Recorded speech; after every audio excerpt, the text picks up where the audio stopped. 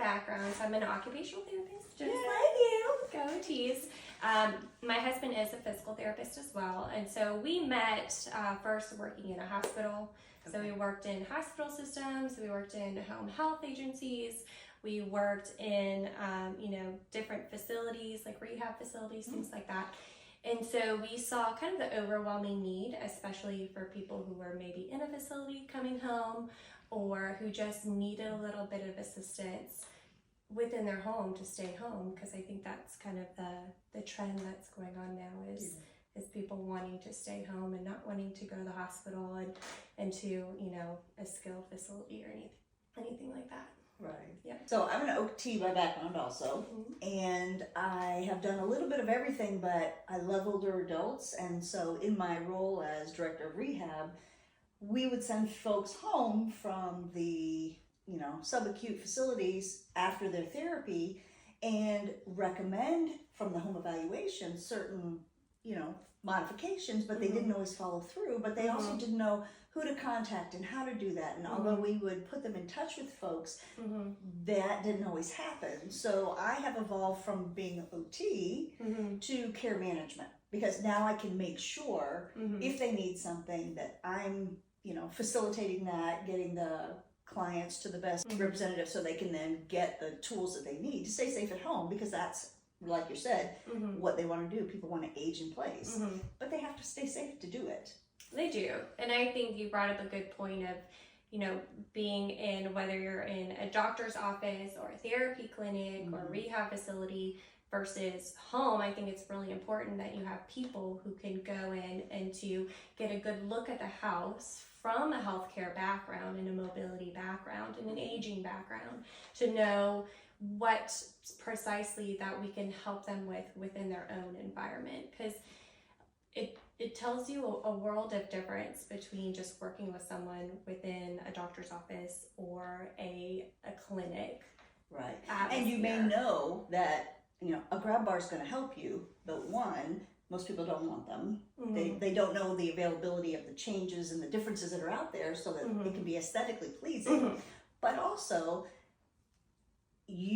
if you're recommending a grab bar, you don't know the height, you don't know the direction, you don't know where it needs to be for the best safety for the client. So if somebody can get into that home and actually has that medical background, they can take all those safety considerations, diagnoses considerations, and prevention components into play for longevity. Because it's not just an in the moment use of it. We're talking 5, 10, 15 years down the road, what's going to happen as they, one, continue to age, but two, their diagnoses continue to be a factor. So. I think if people truly, have that, that motivation, that value to stay in their home, and, it is an investment, not just into the home, but into themselves, for them to be able to stay home. So just like you said, we can make it look aesthetically pleasing, and we can make it also be functional so they can still enjoy their home for as long as possible. Right. And stay safe, because, most of the folks that are getting recommendations for home modifications or equipment support, these are people that, try to exercise, they try to stay healthy. So this is just another component of those same values and ideals. It's an extension, but in the past, it was always thought of as, it's an old person thing.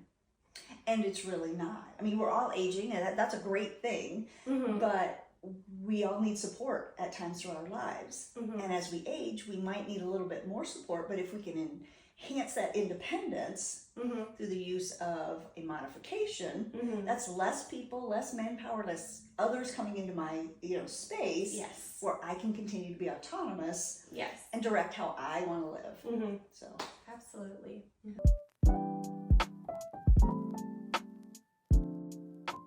We start off with a free home assessment that's always done by a therapist, either a physical therapist or an occupational therapist.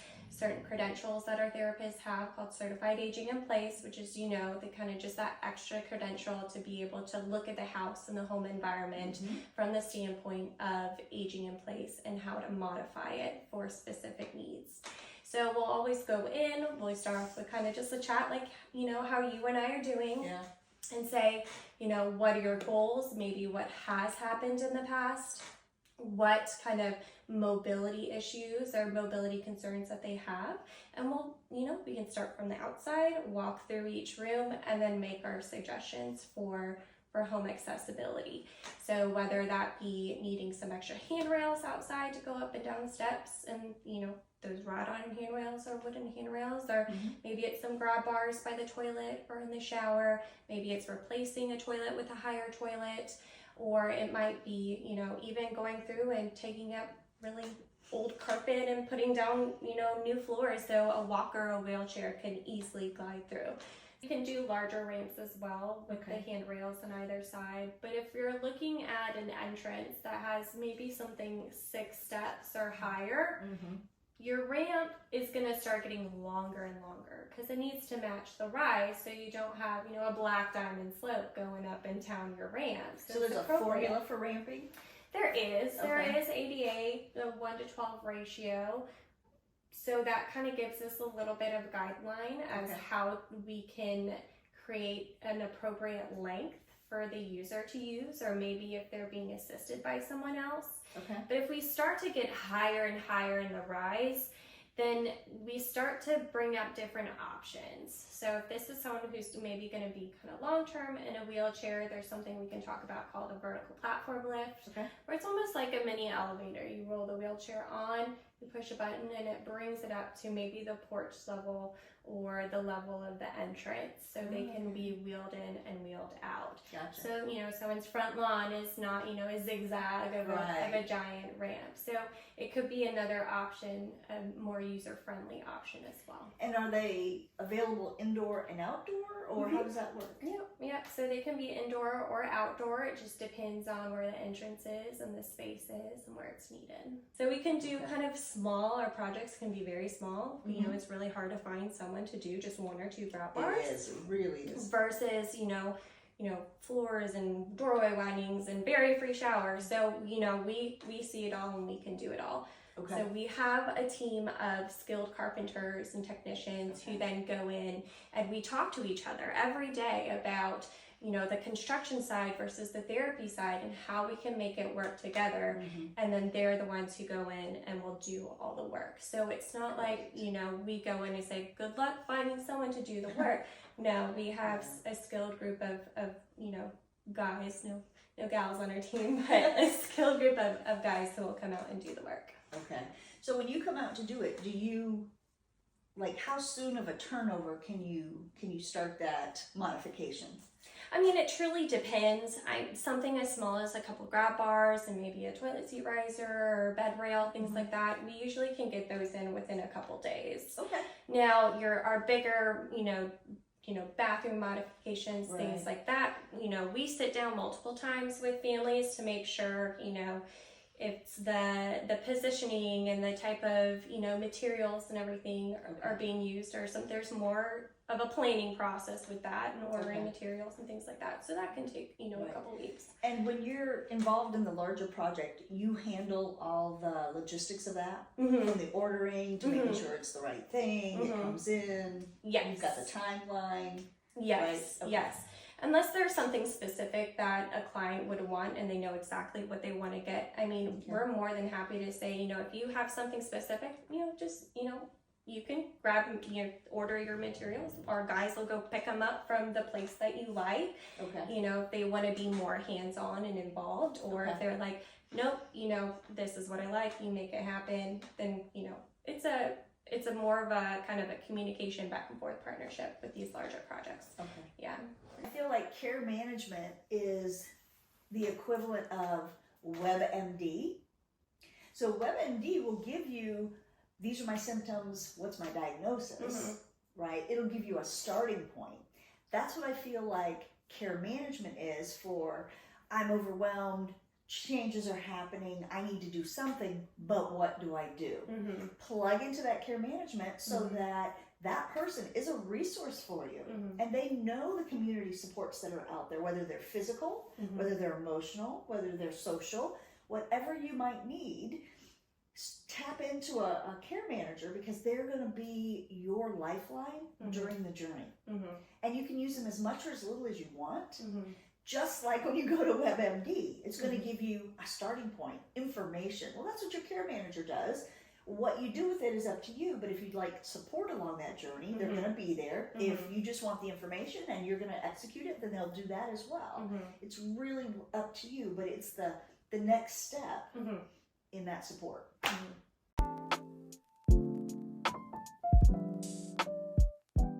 Our most popular aging in place support that we provide has got to be grab bars. And we see a lot of people requesting grab bars, more so if maybe something's already happened. Maybe they're coming home from the hospital, or maybe they had, you know, a scary moment in the shower that made them think I really need something.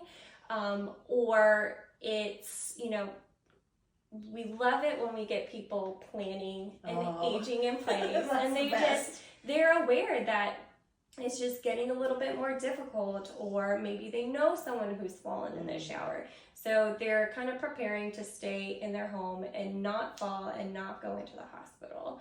So grab bars, and then also wheelchair ramps. We do a lot of wheelchair ramps. Again, for, you know, maybe if something's happened, they're now wheelchair bound, or even needing to use a walker.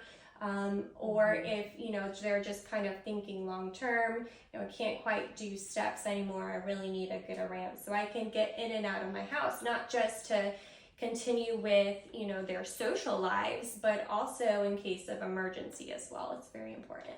Right. So do you do ramps that are like smaller, like it's just a threshold to maybe a patio, or do you do like, you know, we've got 6 front steps or back steps? And yeah, well, I mean, our smallest ramp can go onto a 1/4 inch of a threshold in a house. So if someone's having difficulty navigating their walker, their wheelchair, just even through the thresholds of their house, we can do, you know, smaller ramps that then our guys kind of cut and bevel to make it fit the particular door. And then it could be, like you said, you know, a ramp that's, you know, for 5-6 steps and has turns, and I'll have the handrails on either side. So it's just depending on where they need it and what they need. The biggest and most popular support I see is medication management.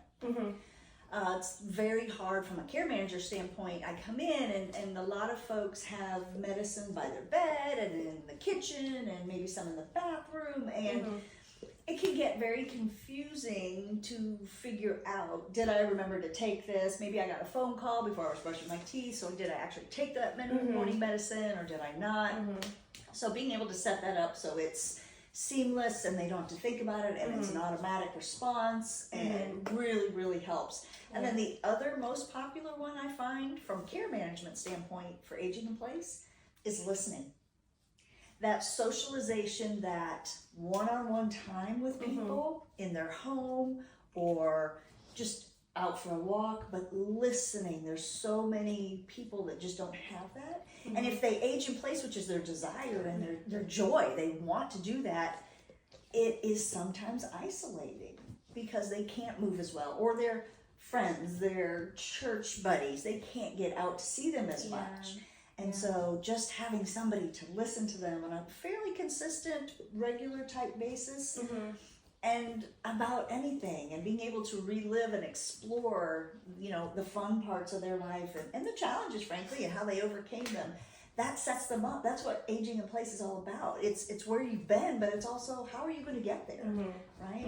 And so I love that part of my job. It's very important to continue that social emotional piece, and to feel like you have someone who's in your corner and can support you from the social piece to the medical piece, the mobility piece. It's very important. And then when you have that, any kind of change that might come up or that we see, they're so much more receptive to it, because they understand it's coming from a place of trust and truly support versus it's a sale.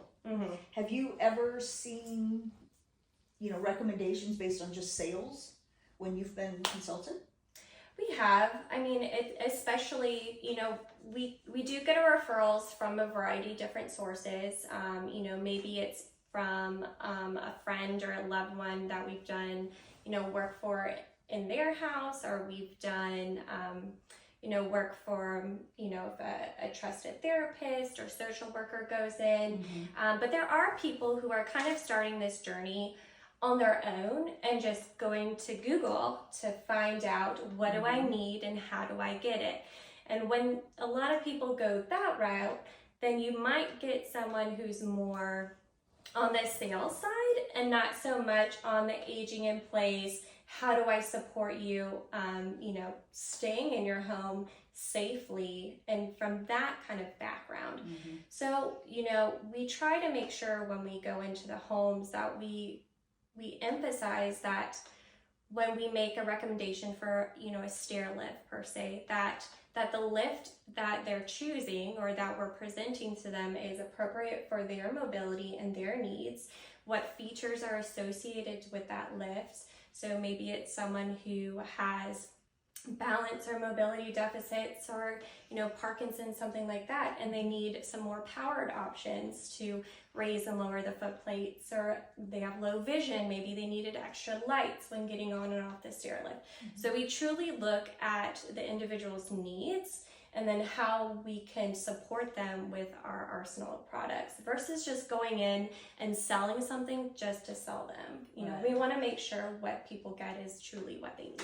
Yeah, anybody can go from the bottom to the top or the top to the bottom, but if you're unbalanced, if you're dizzy, if you're having difficulty managing the equipment that's getting you there, how safe is that really? And how much longer are you be able to stay there if something serious happens? Okay.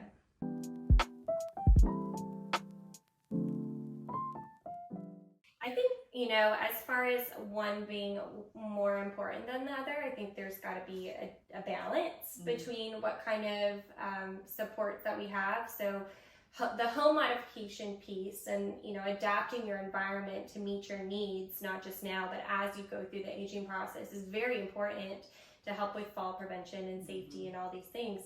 But I think there also needs to be a support, whether that be, social or community or, support for not just our physical side, but also, our mental side as well. So, and that could be having someone like, a care manager, making sure that they have the right supports in place, or it being, friends or family and loved ones who just come in and check on you, how are you doing? Or it could be going as far as needing maybe a in-home care aid for a certain amount of time. Right. So you can have all these home modifications, but, you really need support to make sure that, not just physically we're doing okay, or that I have something tangible to hold on to keep me safe, but I also have someone there who's also in my corner to make sure that mentally I'm doing okay, that, following up with medical appointments and doctor's appointments, or, in the case of if I need someone to be, my champion in my corner, I've got that support, I've got that person to help me out too. And a lot of times that is family, but sometimes family dynamics are challenging.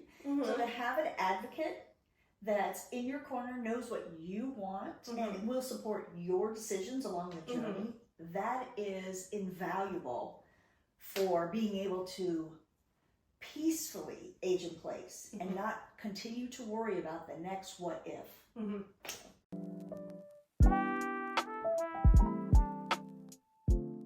So I think the perceptions and the eagerness, it kind of varies by each person and each situation that they're in. Someone who is, maybe recently, being discharged from the hospital, something tragic or unanticipated has happened. There's a lot of feelings. There's a lot of stress and anxiety, and, how am I going to get home? How am I going to care for my loved one? Who's going to care for me once I get home after something has happened? So there is a lot of stress and anxiety, around there. Or, maybe we get the person who's like aging in place and they're just kind of maybe scoping out their options, not quite sure, what this would look like, how will this benefit me? So I think whether it's, someone from one or the other extreme, once we come out and we explain to them kind of the use and the purpose, how we can help support them, show them the different types of looks of the grab bars and how we can match the aesthetics of their home. Right. That helps a lot of people feel more calm and kind of see more of how we can adapt a lot of these home modifications into their current home. So not only is it functional, but it's something that they see the value and the benefit and how it could help them and either relieve a lot of stress or make me think, okay, I can get a little bit better of a grasp or a handle and care for my loved ones if I have these supports in place rather than, them holding on to me, right. Or versus, this is, and we do mock trials of stepping in and out of the shower and getting up and up, down from the toilet. So do you see your hand grasping towards the shower valve or maybe holding on to that swinging glass door? This kind of gives us a little bit clues and some feedback for you to say, I'm really at that point of needing something to hold on to because my first reaction is to going to hold on to something that's not meant to hold my weight and, could further help me fall because I'm slipping off of it. Right. Yeah.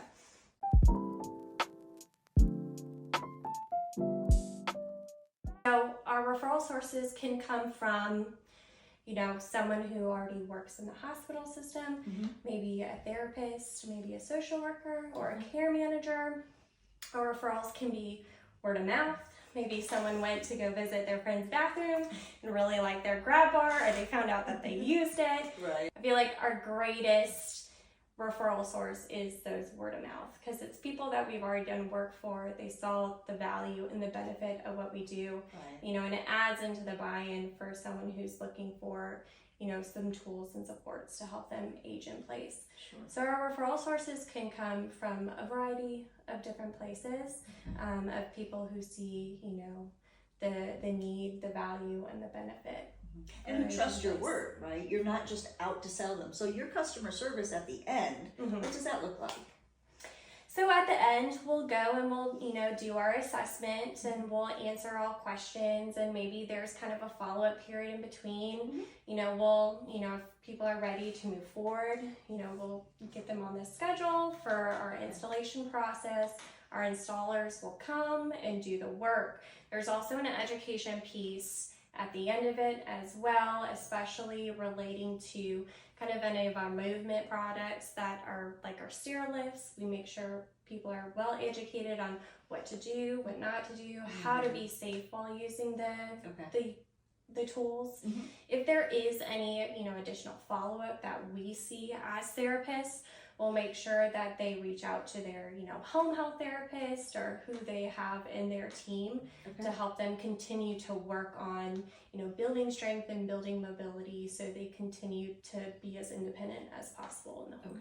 And if they need adjustments later on, let's say they were, using a walker and then it evolved into needing a wheelchair for whatever reason, can you come back out and modify the modifications? We can, yes, and we do that quite often.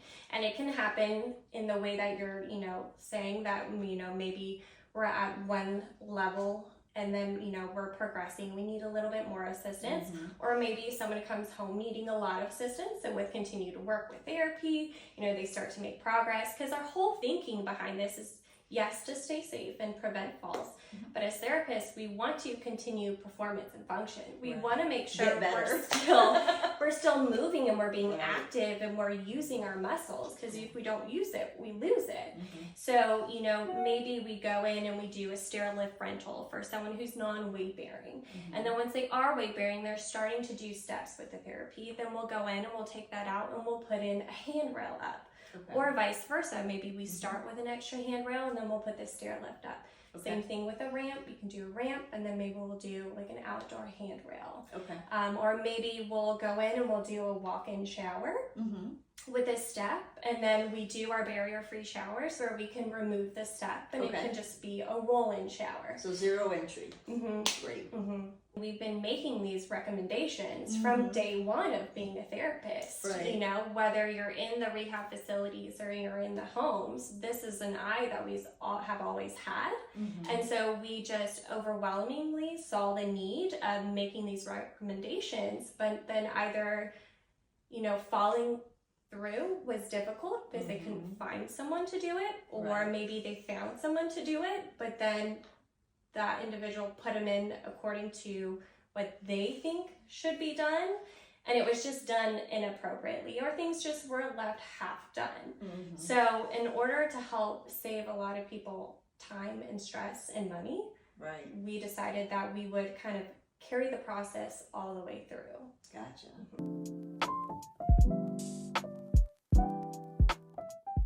Our main goal is to help people age in place and to help, you know, to reduce falls, you know, and just help people be where they want to be at the stage that they are in their life, and to continue with their goals and motivation for aging in place throughout the entire process with home modifications. Right. That aligns so beautifully with what I want people to take away, because my whole goal is to help people continue to age in place and age in the right place. There maybe comes a time where your home is not the best for you, but let's go through that journey together.